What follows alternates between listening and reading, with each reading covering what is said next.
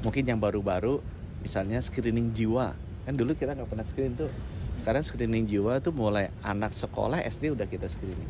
Karena kita juga hasil survei kesehatannya terakhir lihat bahwa ternyata banyak, 1 dari 10 kita punya gangguan anxiety atau depresi, gangguan jiwa. Jadi itu kita screening juga. Kemudian yang untuk yang sudah di atas 40 ada screening cancer, terutama yang 4 besar ya. Kanker payudara sama cervix itu untuk wanita kan ini pembunuh terbesar. Kemudian laki-laki itu paru dan kolorektal ya, kolon. Nah itu kira-kira seperti itu. Cek kesehatan gratis diputuskan oleh beliau nanti tanggal 10 Februari ini sudah bisa jalan di puskesmas dan juga klinik-klinik. Nanti beliau sama seperti yang makan bergizi mau lihat itu di salah satu puskesmas. Ini kan diupdate juga bahwa ini adalah program yang menyentuh 280 juta orang kan. Jadi teman-teman pernah dengar program stunting kan? Stunting itu kan penerimanya 5 juta balita. Ada program imunisasi itu sekitar 70 juta yang menerima layanan ini. Ada program makan bergizi gratisnya Bapak Presiden, itu kan sekitar 83-85 juta. Yang besar juga program vaksinasi COVID, itu kan 180 juta orang lah yang kita vaksinasi. Nah ini adalah program terbesar, karena 280 juta masyarakat seluruhnya mulai dari balai lahir sampai lansia, itu kita layani. Mungkin nggak langsung 280 juta, tahun pertama kalau saya dapat 50 juta, 60 juta aja udah senang gitu ya. Tapi kan kita harapkan ini makin lama makin naik terus. Dan di Kompas waktu kemarin keluar rating presiden tinggi kan nomor satunya tingginya gara-gara program kesehatan gratis ini. Jadi kita harus pastikan bahwa ini jalannya baiklah pesannya dari beliau. Nah ini akan dilakukan 2 grup ya. Grup yang pertama adalah usia di bawah usia sekolah, di bawah 6 tahun dan di atas usia sekolah. Itu nanti dilakukannya pada saat hari ulang tahun mereka plus 1 bulan. Khusus yang Januari, Februari, Maret boleh sampai April. Jadi ulang tahunnya udah lewat. Dilakukannya di mana? Di 10.000 puskesmas dan 15.000 klinik yang sudah bekerja sama dengan BPJS.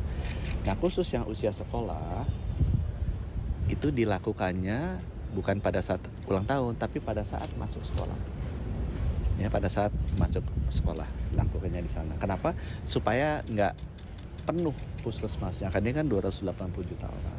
Nah tadi diupdate juga screeningnya tuh untuk yang bayi baru lahir ada 6, yang balita ada 8, kemudian anak-anak tuh 11, SD, SMP 13, SMA 12 jenis, dewasa 19, lansia 19 ya. Mungkin yang baru-baru misalnya screening jiwa, kan dulu kita nggak pernah screen tuh. Sekarang screening jiwa tuh mulai anak sekolah SD udah kita screening. Karena kita juga hasil survei kesehatannya terakhir lihat bahwa ternyata banyak, 1 dari 10 kita punya gangguan anxiety atau depresi, gangguan jiwa. Jadi itu kita screening juga. Kemudian yang untuk yang sudah di atas 40 ada screening cancer, terutama yang 4 besar ya. Kanker payudara sama cervix itu untuk wanita kan ini pembunuh terbesar. Kemudian laki-laki itu paru dan kolorektal ya, kolon. Nah itu kira-kira seperti itu. Kalau untuk anggarannya sendiri 4,7 ya Pak, pernah disebutin itu untuk 280 juta itu. Betul. Itu dari Kemenkes semua atau gimana? Ya ada yang dari Kemenkes, ada yang kemarin ada yang dari Quick Win ditambah sama Pak Prabowo kan. Kemarin kena potong juga ya, tapi saya bilang ya kita lihatlah, toh anggaran itu kan dibikin untuk 200 jutaan kalau nggak salah. Nggak mungkin, saya rasa sih nanti kita lihat aja di bulan Juni ya. Saya nggak yakin juga bahwa 200 jutanya masyarakat akan screening. Mungkin di tahun pertama saya sampai 100 juta aja udah sangat senang sekali ya. Banyak wartawan juga kan belum tentu mau screening karena takut menerima kenyataan sakit yang ketahuan gitu kan. Jadi ya. Apa ada kemungkinan ditambah pada 4,7? Iya kalau kurang nanti kita minta. Dan beliau bilang bisa. Tapi apakah mau ditambah sekarang? Saya bilang nanti kita lihat deh. Kalau ternyata memang butuh, kita minta tambahan. Karena memang sekarang kan prioritas spendingnya beliau juga sedang banyak ya. Pak, mengenai pemotongan anggaran itu bagaimana Pak dampaknya dengan kondisi Kemenkes, pelayanan seperti apa gitu?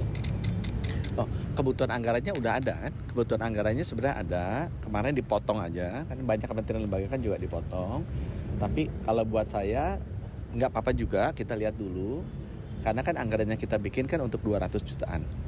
Saya rasa sih tahun ini mungkin bisa 100 juta aja saya udah seneng. Jadi artinya kan sebenarnya 50-70% lah anggaran yang kita butuhkan gitu ya, supaya di awal tahun depan udah ada. Program selain ini apakah ada dampaknya gitu? Oh ada dampaknya. Semuanya ada, semua kementerian ada.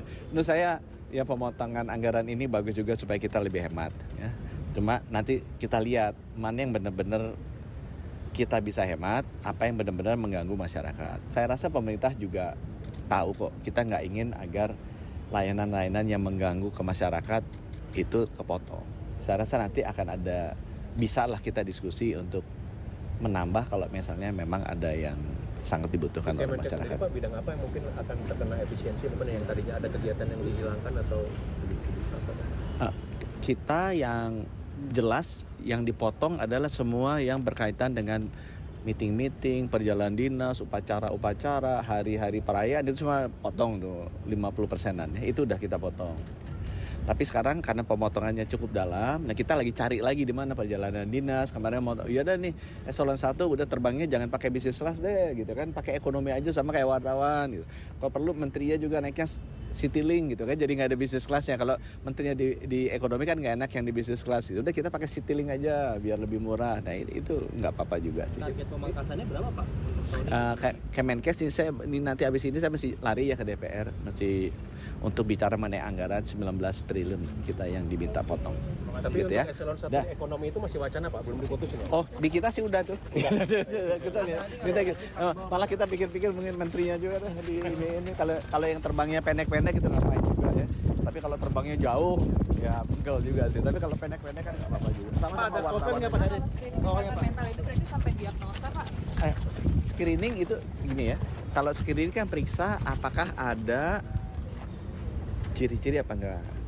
Sesudah screening baru diagnosa. Diagnosa tuh butuh benar-benar tuh ahlinya. Kemudian nanti diobati. Kan kira-kira gitu, screening, diagnosa, obati. Nah, yang dilakukan sekarang itu adalah screening ya, bukan diagnosa. Nah, untuk jadi diagnosa itu kita bilang sebaiknya udah BPJS supaya nanti bisa di-cover dengan perawatan BPJS. Yang dilakukan sekarang screening. Sama kayak darah gitu kan, darah di screening. Apa misalnya gula darahnya di atas 200. Nah, itu mesti didiagnosa. Kenapa sih gula darahnya tinggi? Ini kan perlu dokter. Habis itu kan dikasih obat. Nah, itu tahapan berikutnya. Yang kita lakukan ini adalah benar-benar screening di awal.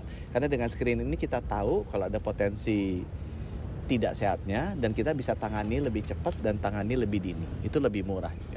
Kalau untuk kesehatan mental berarti screening, satu kali screening itu bisa kelihatan semua ya? Bisa kelihatan. Oh, ini kira-kira wartawan ini stres apa enggak gitu kan, Jadi anxiety apa tanggal enggak 10 nanti gitu. apa ya? Tanggal 10 nanti Nanti sama cek Pak kita lihat. Prabowo yang langsung meresmikan? Enggak, ya sama kan. Prinsipnya kan kita enggak mau bikin acara-acara. Jadi enggak dalam bentuk acara ya, kita luncurkan aja. Kita koordinasi dengan Pak Mendagri, dengan seluruh gubernur, bupati, wali kota, kepala dinas kesehatan. Jadi kita jalan.